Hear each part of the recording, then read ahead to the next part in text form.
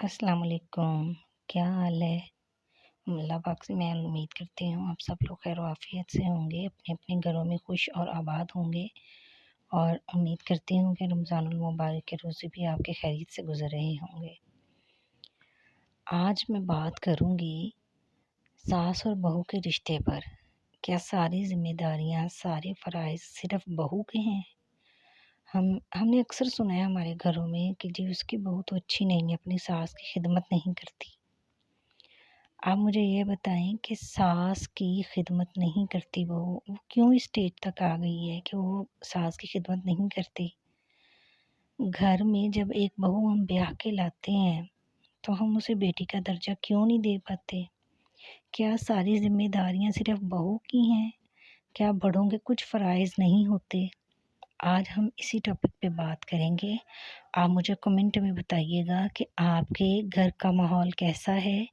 आपकी अपनी जो मदर इन लॉ हैं उसके साथ ताल्लुकात कैसे हैं? और ये भी उम्मीद करती हूँ कि इंशाल्लाह इस वीडियो को देखने के बाद बहुत सारी सास जो हैं वो माँ का किरदार अदा ज़रूर करेंगी। जब एक बहू को हम ब्याह के लाते हैं तो हमारी बड़ी एक्सपेक्टेशंस होती हैं उससे कि ये काम भी करेगी, वो काम भी करेगी हमारे और ये सबके साथ मिल-जुल के रहेगी। और हम ये तो हम हमें घुलने-मिलने वाली नहीं है, हम अक्सर कह देते हैं। लेकिन देखें आपने उसे आते ही कैसा माहौल दिया है, कभी आपने इस बात पे गौर किया है? आपने अपनी बेटी के बराबर उसको रखा है? बेटी के लिए तो आपके असूल व ज़वाबित और हैं और जो आपकी बहू है, उसके लिए आपके असूल व ज़वाबित और हैं। हमारे मोहल्ले में एक आंटी थीं, तो वो अक्सर ऐसा करती थीं कि उसकी बहू जो है वो खाना बना के अपनी सासू माँ के आगे रख देती थी बर्तन और सास सबको देती थी डाल के खाना, ठीक है? और जब बहू की बारी आती थी तो उसके लिए हमेशा खुरचन ही बचती थी। क्या मुझे बताएँ आप ये जस्टिस है? एक बहू के साथ जब आप ऐसा करेंगे तो उसका दिल बुरा नहीं होगा? क्या सबसे पहले ये नहीं होना चाहिए कि आप उसी बहू को डाल के दें कि जो 4 घंटे से किचन में काम कर रही है और खप रही है, आप उसे कहें कि पहला हक तुम्हारा है। ये बात तो गलत है ना, मेरे इस बेटे को लेग पीस पसंद है, इसको नेक चिकन का पसंद है, चलो जी इसको ये पसंद है, इसको ब्रेस्ट का पीस पसंद है, सबकी प्लेटें भरने के बाद लास्ट में उसको वो दे देना, तो उसे कहना है मेरी सास तो इससे भी ज़्यादा बुरा सलूक करती थी मेरे साथ। ठीक है, मान लेते हैं आपकी सास आपके साथ बुरा सलूक करती होगी, लेकिन आपका ये जो रिवेंज है ये बहू के साथ क्यों है भई? अक्सर माएँ यही सोचती हैं कि मेरी बेटी जो है वो अगले घर जाके बिल्कुल काम ना करे और जो आने वाली बहू है वो सारा घर सँभाल ले। थोड़ी-सी लचक पैदा कर लें, थोड़ी-सी लचक अगर सास अपने रवैये में पैदा कर ले, तो मेरा नहीं ख़्याल कि कोई बहू जो है वो घर छोड़ के जाएगी या वो अलग होने का मुतालबा करेगी या वो ये कहेगी कि मेरी सास अच्छी नहीं है। अब अगर एक बहू आपको 4 साल आपकी खिदमत करती है और बदले में आप उसे यही कहते हैं तुम्हारा तो फ़र्ज़ था और अगर अनफॉर्चुनेटली सास की या ससुर की कोई भांजी या भतीजी भी बहू हो उस घर में, तो फिर तो आपकी वैल्यू बनने वाली नहीं है बिल्कुल भी। क्यों नहीं है? क्योंकि अगर आपकी जेठानी या देवरानी जो कि आपकी सास की भतीजी या भांजी भी है, उसने किचन में खड़े होके आवाज़ भी लगा दी कि मैं बर्तन धो रही हूँ जी और आप सर थामे नीचे आटा गूँदे जा रही हैं, आप नहीं बोल रही। तो मैं आप इस चीज़ से सीख लें कि आपने भी ऊँची आवाज़ में बताना है अपनी सास को कि मैं भी आटा गूँध रही हूँ। सारे नंबर तो वो ले जाती है और जो चुपचाप काम करता रहता है वो हमेशा गंदा और बुरा बन जाता है। और फिर सास की नज़र में यही होता है कि सारा काम तो मेरी भतीजी ने किया है, सारा काम तो मेरी भांजी ने किया है, तुमने क्या किया है? क्योंकि आपके वहम-ओ-गुमान में भी ये बात नहीं होती कि मैंने उसके कानों में ये बात डालनी है जो मेरी सास हैं कि मैं भी काम करती हूँ। अब अगर एक काम जो उसने किया है वो काम है और जो आपने किया है वो काम नहीं है या फिर आपको सुनने को ये मिलेगा, कर दिता ते केड़ी गल है तेरा फ़र्ज़ सी। आप मुझे बताएँ उसका फ़र्ज़ है सारे काम करना, तो क्या आपका फ़र्ज़ नहीं है उसको एप्रिशिएट करना, उसकी हौसला अफ़ज़ाई करना? थोड़ी-सी साँस लचक पैदा कर ले अपने रवैये में, तो क्या ही घर जन्नत जैसा बन जाएगा। सास और बहू के दरमियान जो टसल चलती है ना, सबसे ज़्यादा डिप्रेशन का शिकार उनके हस्बैंड होते हैं और फिर उस औरत का जो कि हमारी सास होती हैं उनके बेटे। वो अब दोनों कश्तियों का सवार है, वो ना तो अपनी माँ को छोड़ सकते हैं और ना वो अपनी बीवी को छोड़ सकते हैं। वो बेचारे अब इस मुसीबत में फँस जाते हैं कि वो अपनी बेगम को ना तो अलग घर लेके दे सकते हैं, ना अलग होने का मुतालबा कर सकते हैं कि घर वाले क्या सोचेंगे। और चक्की में पिसती है उनकी बीवी, जो सारा दिन घर के काम भी करती है, बातें भी सुनती है और आने वाले मेहमानों के सामने आपने खुश मिजाजी का मुज़ाहिरा भी करना है। चाहे आपका दिल जितना भी जलता हो, लेकिन फिर भी आपने खुश मिजाज ही रहना है।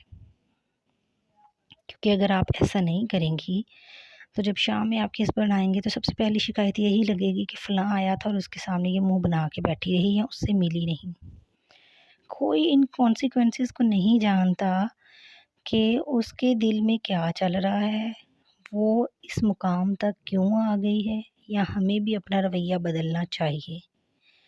घर के 14 अफ़राद एक तरफ और आने वाली जो बहू है वो एक तरफ। आप बताएँ ये कहाँ का इंसाफ़ है कि आने वाली बहू को आप अच्छे से अकोमोडेट ही नहीं करते। उसकी वर्थ ही उसको नहीं बताते कि तुम हमारे लिए बेटा बहुत अहम हो, जितनी हमारी बेटियाँ हमें अज़ीज़ हैं, आप भी हमें उतनी ही अज़ीज़ हैं। हम बेटी ब्याह के जो आने वाला दामाद होता है उसको बेटा तो मान लेते हैं, लेकिन जब बेटा ब्याहते हैं और नई बहू लेके आते हैं, लेकिन उसको बेटी का मुकाम नहीं देते हम। क्यों भई? क्या वो किसी की बेटी नहीं है?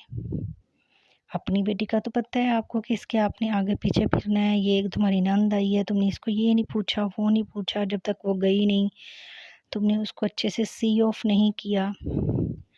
और वही नंद जिसको आप सी ऑफ करने भी जाती हैं, वो अपनी माँ के पास बैठ के सबसे ज़्यादा बुराइयाँ आपकी करके जाएगी। तो फिर बताएँ भाभियों का दिल कैसे करेगा? जब वो माँ सारी बुराइयाँ सुन लेगी, वो एक दफ़ा भी नहीं कहेगी कि मेरी बहू मेरी इज़्ज़त है, मैं उसे ब्याह के लाई हूँ, वो भी मेरी बेटी है, फिर क्या हुआ अगर उससे ऐसा काम गलत हो गया तो? मीठे बोल में जादू ऐसे थोड़ी कहते, इसीलिए तो कहते हैं। अल्लाह पाक ने कुरान पाक में फ़रमाया है आप सल्लल्लाहु अलैहि वसल्लम से, देखिए आप सल्लल्लाहु अलैहि वसल्लम से इख़लाक़ और किरदार में कोई भी आगे नहीं और नाउज़ बिल्लाह कभी कोई हो सकता है। तो अल्लाह पाक ने फ़रमाया कि ए नबी अगर तुम्हारी ज़ुबान सख्त और तुम्हारा दिल भी सख्त होता, तुम्हारी ज़ुबान मीठी ना होती तो तुम्हारे गिर्द ये जो लोगों का हजूम है ये ना होता। बेशक आप सल्लल्लाहु अलैहि वसल्लम रहमतुल लिल आलमीन हैं और आप सल्लल्लाहु अलैहि वसल्लम बेइंतहा खूबसूरत हैं। लेकिन इसके बावजूद अल्लाह पाक ने उन्हें भी ये फ़रमाया कि अगर आपकी ज़ुबान इतनी मीठी और आपका दिल सख्त होता, तो फिर ये लोग आपके गिर्द जमा कभी भी ना होते। देखें अगर उन्हें ज़ुबान मीठी रखने का कहा गया है, अल्लाह पाक ने फ़रमाया है ऐसा, तो हम क्यों नहीं अपनी ज़ुबान मीठी रख सकते? और फिर ये सितम कि हम अपनी ज़ुबान से जो बात करते हैं कड़वी, हम ये भी चाहते हैं कि बहू पे उसका असर ना हो, वो उस चीज़ का असर ले ही ना। फिर क्या हुआ मैंने कह दिया, मैं बड़ी थी मैंने ऐसे कह दिया तो क्या हुआ? देखें एक बहू के सिर्फ़ फ़राइज़ ही हैं सारे, उसके हुकूक कुछ नहीं है। मैंने जितने भी लोगों के बयान सुने हैं, जितने बड़े-बड़े आलम हैं, कहीं भी ये नहीं है कि सास-ससुर की खिदमत करना आपका फ़र्ज़ है। मैं उन लोगों में से बिल्कुल नहीं हूँ जो कहते हैं कि सास-ससुर की खिदमत ना करो। देखिए ऐज़ इट इज़ हमारे वालिदैन की खिदमत भी कोई नहीं करेगा अगर मैं ऐसा कहूँगी तो। घर के जो बड़े हैं, वो घर की रौनक होते हैं और घर में कोई बड़ा मौजूद ना हो तो ऐसे लगता है जैसे घर सुनसान है, चुपचाप है। दादियाँ तो बहुत प्यार करती हैं अपने पोते-पोतियों से, लेकिन बहुओं को वो एक्सेप्ट नहीं करती। ऐसा नहीं होना चाहिए। अगर आप नरमी का रवैया रखेंगी अपनी बहू के साथ, तो अल्लाह ताला आपकी बेटी के ससुराल में भी उसका मुकाम बहुत बुलंद कर देता है।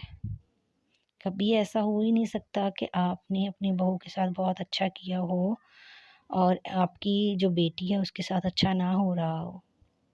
अल्लाह पाक को इंसाफ़ करना आता है और वो बंदे की अकड़ ऐसे तोड़ देता है, बंदा कहता है ले मैं इंज ते मैं उंज, मेरे 4 पुत्तर, मेरे 5 पुत्तर, मैं 5 पुत्तां वाली, मैं तेनू ब्याह के लियाई हाँ, तू मेरी खिदमत किवें ना करी, ये है, वो है। बहुत मैंने सासों की लड़ाइयाँ सुनी हैं।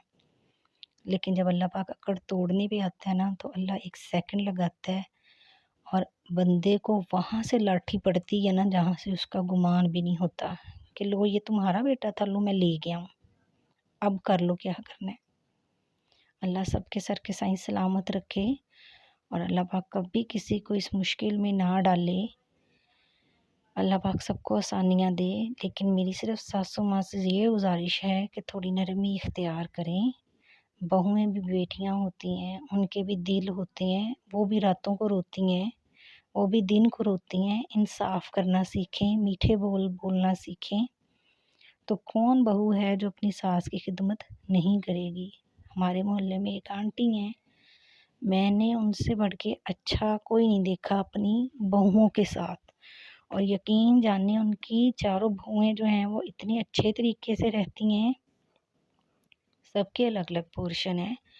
और अगर उनसे कभी कहें ना कि तुम लोग यहाँ से जाती क्यों नहीं हो? तो वो कहती हैं नहीं हमने तो अलग नहीं होना, अपना घर छोड़ के ये वाला नहीं जाना, हमने यहीं रहना है चाहे छोटा भी है।